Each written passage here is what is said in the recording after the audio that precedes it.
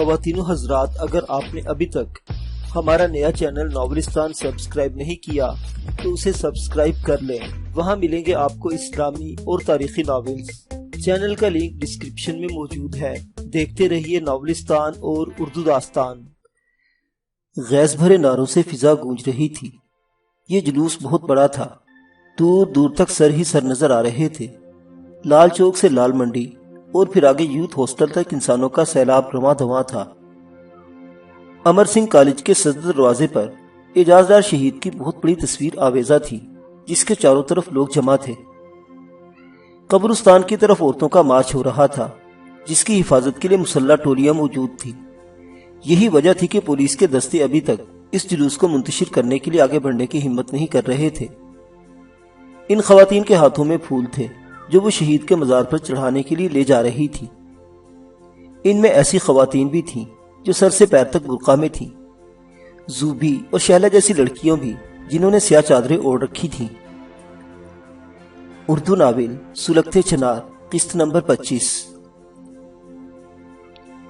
اعجاز ڈار شہید زندہ باد کسی بچے نے نعرہ لگایا تو سینکڑوں خواتین ہم آواز ہو گئی۔ حکمراں اپنی موت کو آواز نہ دے، کسی عورت نے لاؤڈ سپیکر پر کہا۔ یہ خاتون سب سے آگے والی جیپ میں تھی، جس پر اعجاز ڈار کے اتنے پوسٹر چپکے ہوئے تھے کہ اس کا رنگ تک چھپ گیا تھا۔ عین اسی وقت نوجوانوں کی ایک ٹولی نے چنار باغ کے قریب تھانے میں چند ایسی لڑکیوں کو دیکھا جن کی آنکھوں پر پٹی بندھی ہوئی تھی، ہاتھوں میں ہتھکڑیاں تھیں اور جنہیں پولیس ابھی کچھ دیر قبل لال گیٹ سے گرفتار کر کے لائی تھی۔ جلد ہی تصدیق ہو گئی کہ ان نوجوانوں کی تعداد 13 ہے۔ محض ایک گھنٹے بعد اس ٹولی نے ایک بڑے جلوس کی شکل اختیار کر لی اور اب یہ جلوس فتح قدل گروپ کی سرکردگی میں تھانے کی طرف بڑھ رہا تھا۔ اسیروں کو رہا کرو، چنار باغ سے یہ نعرہ گونجا اور دور دور تک گونجتا چلا گیا۔ اکہرے بدن کا ایک نوجوان سب سے آگے تھا، اس کے ہاتھ میں ڈنڈا اس طرح جھول رہا تھا جیسے وہ کلاشنکوف ہو۔ چیختا چلاتا ہجوم شور و غل، زبردست نعروں اور پولیس کے خلاف آوازوں کے جلوس میں تھانے کی طرف بڑھتا رہا۔ تھانے میں موجود تمام قیدیوں کو رہا کر دیا جائے ورنہ ہم حملہ کر دیں گے۔ اکہرے بدن والے نوجوان نے میگا فون پر وارننگ دی۔ غدار حکومت مردہ آباد۔ جموں کشمیر حکومت کے خلاف نعرے لگنے لگے۔ اسی کے ساتھ تھانے کے اندر تیاریاں شروع ہو گئی۔ رائفلوں کی کلک کلک، بھاری بوٹوں کی دھمک اور بھری ہوئی بوریاں دیوار کے ساتھ رکھنے کی آوازیں آنے لگی۔ پولیس مورچہ بندی کر رہی تھی۔ تھانے کی پولیس کی اس کارروائی سے کشیدگی کی انتہا کو پہنچ گئی۔ پرجوش نوجوان بوریوں کے پیچھے مورچہ سنبھالنے والی نفری کو دیکھ کر کچھ دیر کے لیے چپ ہو گئے، لیکن جو ہی انہوں نے تھانے کی چھت پر مشین گن نصب ہوتے دیکھی تو نفرت کی ایک سنگین لہر نے انہیں بے قابو کر دیا۔ لاٹھی گولی کی سرکار نہیں چلے گی، نہیں چلے گی۔ فاروق کا جو یار ہے غدار ہے، غدار ہے۔ گرتی ہوئی دیواروں کو ایک دھکا اور دو۔ دلی دربار کے کتے ٹھا۔ ان نعروں نے رکے ہوئے جلوس میں ایک نیا جذبہ پیدا کر دیا۔ تھانے میں قید نوجوانوں کو بچاؤ، فتح قدل کے گروپ لیڈر نے چلا کر کہا۔ اگر ان کے پاس مشین گن ہے، بندوقیں اور رائفلیں ہیں تو ہماری رگوں میں بھی بہادروں کا خون لہو دوڑ رہا ہے۔ نوجوان تھانے کے گیٹ سے کچھ ہی دور تھے کہ اچانک عقب میں سائرن کی آواز سن کر چونک اٹھے۔ ان میں سے بیشتر نے پتھر اٹھا لیے تھے۔ چنار باغ پہنچو ایس پی صاحب۔ انسپیکٹر زین الدین کی آواز کانپ رہی تھی۔ وہ وائرلیس پر عبداللہ صاحب سے مخاطب تھا اور اتنا ہراساں تھا کہ اس نے ایس پی سے گفتگو کے آداب تک بھلا دیے تھے۔ 200-300 نوجوانوں کا ایک جلوس تھانے پر حملے کے لیے بڑھ رہا ہے۔ تھانے دار منگول نے چھت پر مشین گن نصب کرا دی ہے۔ تیواڑی نے حکم دیا ہے کہ اگر نوجوان پھاٹک عبور کر لے تو گولی چلا دی جائے۔ اس صورت میں درجنوں شہید ہو جائیں گے، درجنوں۔ کچھ کرو صاحب، کچھ بھی کرو، نوجوانوں کو روکنا بہت ضروری ہے۔ میں ابھی آیا۔ ایس پی عبداللہ کی پیشانی پر پسینے کی بوندیں لرزنے لگی۔ وہ خود بھی خوفزدہ ہو گئے تھے۔ یہ سوچنا بھی روح فرسا تھا کہ درجنوں نوجوان محض مہم جوئی میں شہید ہو جائیں گے۔ تبھی اچانک انہیں ایسا لگا جیسے ان نوجوانوں کو جان بوجھ کر مشتعل کیا گیا ہو۔ زین الدین یہ بتا چکے تھے کہ یہ نوجوان مرکزی جلوس میں شرکت کے لیے لال چوک جا رہے تھے کہ اچانک پولیس کی گاڑی سامنے سے گزری اور گاڑی سے ایسے 13 نوجوان اتارے گئے جن کی آنکھوں پر پٹیاں بندھی ہوئی تھی اور ہاتھوں میں ہتھکڑیاں تھی۔ کسی نے اس حوالے سے نوجوانوں کی ٹولی کو مشتعل کر دیا اور 1 گھنٹے کے اندر اندر ان نوجوانوں کی تعداد 300 سے تجاوز کر گئی۔ میں بہت کچھ سمجھ رہا ہوں بہرام، ایس پی عبداللہ نے اپنے ڈرائیور سے کہا۔ میرا خیال یہ ہے کہ بعض لوگ جوان خون بہانا چاہتے ہیں، لیکن فکر مت کرو، ابھی ہم زندہ ہیں۔ بہرام خان نے سر ہلا دیا۔ چنار باغ کی طرف چلوں سر؟ بسم اللہ۔ ایس پی نے یہ کہتے ہوئے وائرلیس سنبھال لیا۔ ان کے پیچھے مزید 2 موبائلیں تھیں جن میں سوار تمام جوان ان کے اپنے منتخب کرتا تھے۔ Hello, this is S P Abdullah. Hello Chinar Bagh, Abdullah speaking. Are you reading me? Mangu Ram sir, over. دوسری طرف سے تھانے دار منگو رام عرف منگول کی مخصوص باریک سی آواز سنائی دی۔ پوزیشن، سینکڑوں مسلح لڑکے ہم پر حملے کے لیے آ رہے ہیں سر، پر ہم بھی تیار ہیں۔ You will hold you fire Mangu Ram, S P عبداللہ نے بہت سخت لہجے میں کہا۔ پر وہ کیوں مہاراج؟ منگو رام نے طنزیہ انداز میں پوچھا۔ وہ ہم کو مارنے آ رہے ہیں اور ہم گولی بھی نہ چلائیں؟ تم گولی نہیں چلاؤ گے منگو رام، ایس پی عبداللہ نے ڈرائیور کو گاڑی کی رفتار تیز کرنے کا اشارہ کرتے ہوئے بہت بااعتماد لہجے میں جواب دیا۔ اگر تم نے ایک کی گولی چلائی تو میں ذاتی طور پر قتل عمد کا مقدمہ تیار کرا کے پیش کروں گا۔ کیا کوئی مجسٹر تمہارے ساتھ ہے؟ نہیں، تھانے دار کی آواز سے تنتنا رخصت ہو چکا تھا۔ تمہیں مشین گن لگانے کی ہدایت کس نے دی تھی؟ تیواڑی صاحب نے۔ وہ تمہارے افسر ہیں؟ ایس پی عبداللہ نے کرخت لہجے میں کہا۔ وہ سی آر پی کے افسر ہیں اور میں تمہارا افسر ہونے کے باعث تمہیں حکم دے رہا ہوں کہ جب تک میں وہاں پہنچوں مشین گن چھت سے اتار لی جائے، وگرنہ میں تمہاری پیٹی اتار لوں گا اور تمہیں گرفتار کر کے ساتھ لے جاؤں گا۔ تم نوجوانوں کو مشتعل کر کے جرم کر رہے ہو منگول، سمجھ گئے؟ میں آ رہا ہوں، over and all. S P نے پسینہ پونجھتے ہوئے آگے کی طرف دیکھا۔ آگے نوجوانوں کی ایک اور ٹولی نے راستہ روک رکھا تھا۔ ایس پی عبداللہ اپنا سفید رومال کھڑکی سے لہرانے لگے۔ انہوں نے ونڈ سکرین کی جالیں بھی ہٹوا دی تاکہ نوجوان خوف محسوس نہ کریں۔ ان دونوں اقدامات کا فی الفور اثر ہوا۔ کچھ نوجوانوں نے پتھر اٹھا کر ضرور مارے، لیکن تینوں گاڑیاں فراٹے بھرتی ہوئی پختہ سڑک سے گزرتی چلی گئی۔ ارے وہ دیکھو، مشین گن ہٹائی جا رہی ہے، فتح قدر گروپ کے ایک نوجوان نے چلاتے ہوئے چھت کی طرف اشارہ کیا۔ سب نے ایک ساتھ پلٹ کر دیکھا۔ مشین گن واقعی نیچے لے جائی جا رہی تھی۔ وہ مطمئن ہو کر ایک بار پھر اس سڑک کی طرف دیکھنے لگے جہاں سے سائرن کی آوازیں آ رہی تھی۔ کچھ ہی دیر بعد 3 گاڑیاں نمودار ہوئی۔ اگلی گاڑی کی کھڑکی سے سفید رومال لہرایا جا رہا تھا۔ یہ دیکھ کر مشتعل نوجوانوں میں خسر پھسر شروع ہو گئی۔ اس سے قبل کہ وہ پتھراؤ شروع کرتے، تینوں گاڑیاں گیٹ کے بالکل قریب رک گئیں اور اگلی گاڑی سے ایس پی اترا جس کا ہولسٹر خالی تھا۔ یہ تو نہتہ ہے، نوجوان حیرت سے ایک دوسرے کو تکنے لگے۔ نیا جال لایا پرانا شکاری، کسی نے پیچھے سے فقرہ چست کیا۔ اگلی صف والے بھی بہرحال مشکوک انداز میں ایس پی کی طرف دیکھ رہے تھے جو بہت اعتماد کے ساتھ ان کی طرف آ رہا تھا۔ میرا نام ایس پی عبداللہ ہے، تمہیں کیا شکایت ہے نوجوانوں؟ ایس پی عبداللہ؟ یہ نام اگلی صف سے آخری صف تک لہر کی صورت میں پھیلتا چلا گیا۔ میرا نام بصیر ہے، بصیر، ایک نوجوان نے آگے آتے ہوئے کہا۔ ہمیں شکایت یہ ہے کہ ہمارے علاقے پر بھارتی غاصبوں نے قبضہ کر رکھا ہے اور ہم… 1 منٹ، ایس پی عبداللہ نے بصیر کی آنکھوں میں آنکھیں ڈال دی۔ تم اس وقت کی بات کرو، آج اور اس لمحہ کی۔ تم نے تھانے کا گھیراؤ کیوں کر رکھا ہے؟ اس لیے کہ ہمارے 13 ساتھی ناحق گرفتار کیے گئے ہیں اور انہیں تھانے میں بیڑیاں لگا کر رکھا گیا ہے۔ ان کے نام ہمیں نام نہیں معلوم۔ تب پھر وہ تمہارے ساتھی کیسے ہو گئے؟ ایس پی صاحب، ایک اور نوجوان آگے آ گیا۔ زیادہ ڈرامہ بازی مت کرو ورنہ… بکواس بند کرو گدھے، ایس پی عبداللہ نے گرج کر کہا، تمہیں شرم نہیں آتی؟ اس طرح گفتگو کرتے ہو؟ کیا تم اسی انداز میں اپنی تحریک چلا رہے ہو؟ راشد ایسے نہیں، ہٹ جاؤ تم۔ بصیر اپنے ساتھی پر برس پڑا، پھر ایس پی کی طرف دیکھ کر اس نے کہا، ہم جلوس میں جا رہے تھے کہ مجھے سب معلوم ہے۔ ایس پی کا لہجہ بہت دھیما تھا، سرگوشی کی حد تک دھیما۔ تم سرکاری جال میں پھنس رہے ہو۔ وہ یہی چاہتے تھے کہ تم تھانے پر حملہ کرو تاکہ تمہیں مشین گن سے بھون دیا جائے۔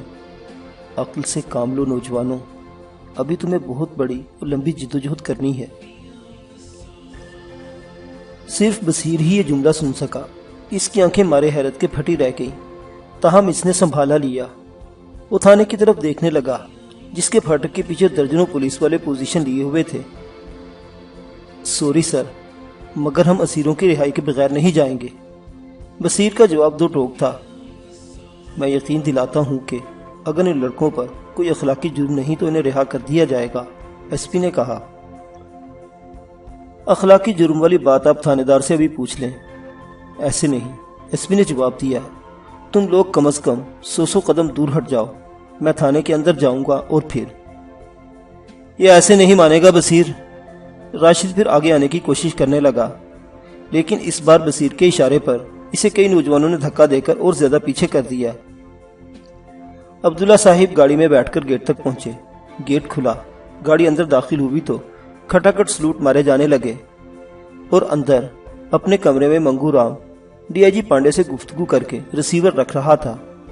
ڈی آئی جی نے دو ٹوک انداز میں کہا تھا کہ وہ تیواڑی کے بجائے اپنے ایس پی کی بات پر دھیان دے۔ یہ خبر پر لگا کر اڑی کہ چنار باغ تھانے کا محاصرہ کر کے نوجوانوں نے 13 قیدی رہا کرا لیے ہیں۔ چند ہی لمحوں میں اس خبر کو لاؤڈ سپیکر پر نشر کیا جا رہا تھا۔ جلوس کے ایک سرے سے دوسرے سرے تک ہر خبر پھیلتی چلی گئی۔ لوگوں میں نیا جوش و خروش پیدا ہو گیا۔ تبھی اچانک ہلکی خنک ہوا چلنے لگی، دور دور تک درخت جھومنے لگے۔ ان کی قطاریں اس طرح جھوم رہی تھیں جیسے وہ بھی متحرک انسانوں کے سمندر میں شامل ہوں، چل رہے ہوں، نعرہ زن ہوں۔ انہی درختوں کے ساتھ ساتھ سکندر اور اس کے ساتھی بھی تھے۔ ٹیپو اور فراز خواتین کے جلوس کے ساتھ۔ سکندر کی نظر بھی جلوس کے شرکا پر جمی ہوئی تھی اور اس کا چہرہ خوشی سے تمتما رہا تھا۔ اسے اتنے بڑے جلوس کی توقع نہیں تھی۔ اس مجمع کو دیکھ کر اسے وہ دن یاد آ گئے جب مظاہرے کے نام پر 100 افراد جمع کرنا بھی مشکل تھے۔ بھارتی سامراج مردہ آباد، رہنما جیپ سے نعرے لگنے شروع ہو گئے۔ ظالموں جواب دو، خون کا حساب دو، آزادی کے 3 نشان، اللہ، محمد اور قرآن۔ سکندر کا چہرہ کھل اٹھا۔ ان مجاہدانہ نعروں نے دلوں کو گرما دیا تھا۔ ان سے روح تک میں بالیدگی جنم لے رہی تھی۔ ایک نوجوان جو پسینے میں شرابور تھا، دیوانہ وار نعروں کے ردھم پر رقص کرنے لگا۔ اس کے کپڑے میلے اور بوسیدہ تھے، ننگے پیروں پر دھول جمی ہوئی تھی، لیکن پیشانی پر عجیب سی چمک تھی۔ آنکھوں میں آزادی کے لیے لڑ مرنے کا یقین اور جذبہ تھا۔ تبھی دور سے خواتین کے نعرے سنائی دینے لگے۔ مطلب واضح تھا، قبرستان میں شہید کی لحد پر گل پاشی کر کے عورتیں اب اسی طرف آ رہی تھی۔ سکندر مسکراتا ہوا رہبر جیپ کی طرف بڑھنے لگا۔ سرخ و سفید اور چھریرے بدن والی لڑکی، جس کے بال کمر تک تھے، مسلسل بڑی دلجمی سے نعرے لگا رہی تھی۔ شہلا اور لڑکی میں قدرے فاصلہ تھا، اور شہلا سوچ رہی تھی کہ اس لڑکی میں کتنا حوصلہ ہے۔ وہ راستے میں حائل عورتوں کے درمیان سے گزرتی ہوئی لڑکی تک پہنچ گئی۔ یہاں صورتحال واضح تھی۔ اس لڑکی کا تعلق یقیناً اس گروپ سے تھا جس سے شہلا متعارف نہ تھی۔ وہ بھی انہی لڑکیوں میں گھل مل گئی۔ جلد ہی وہ مرکزی جلوس تک پہنچ گئی۔ شہلا نے ادھر ادھر دیکھا مگر زوبی اسے کہیں نظر نہ آئی۔ اتنے ہجوم میں دونوں 1 گھنٹے پہلے الگ الگ ہوئی تھی۔ تبھی اچانک رہبر جیپ سے اعلانات ہونے لگے۔ شہلا نے لاؤڈ سپیکر پر امتیاز کا نام سنا تو مسرت سے اسٹیج نما پلیٹ فارم کی طرف دیکھنے لگی۔ حسب توقع پلیٹ فارم پر سکندر نمودار ہوا۔ ابھی سکندر نے پہلا جملہ بھی ادا نہیں کیا تھا کہ عورتوں والے ایک حصے میں ہلچل سی مچ گئی۔ 4-5 عورتیں جیپ کے قریب آ رہی تھی۔ وہ ایک طویل سانس لے کر رہ گئی۔ ان میں زوبی بھی شامل تھی۔ اس کے دونوں ہاتھ فضا میں بلند تھے۔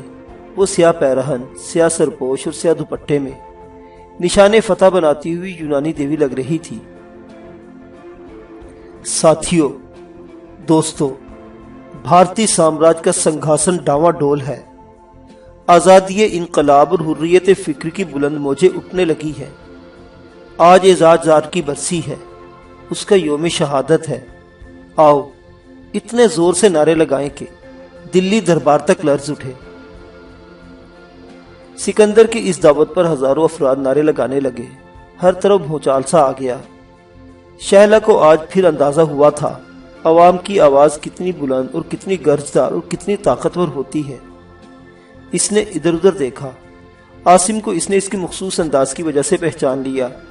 وہ زوبی سے قدرے دور سر سے پیر تک سیاہ لباس میں تھا۔ سیاہ نقاب اس نے پہن رکھی تھی اور اس کی رائفل صاف نظر آ رہی تھی۔ شہلا نے کسی اور کو تلاش کرنا چاہا مگر اس میں ناکام رہی۔ ٹیپو یقیناً آس پاس ہی تھا، وہ اس کی خوشبو محسوس کر رہی تھی۔ ساتھیو، سکندر نے ہاتھ اٹھایا تو نعرے بند ہو گئے۔ ہم سب اعلیٰ اور پاک ارادے رکھتے ہیں۔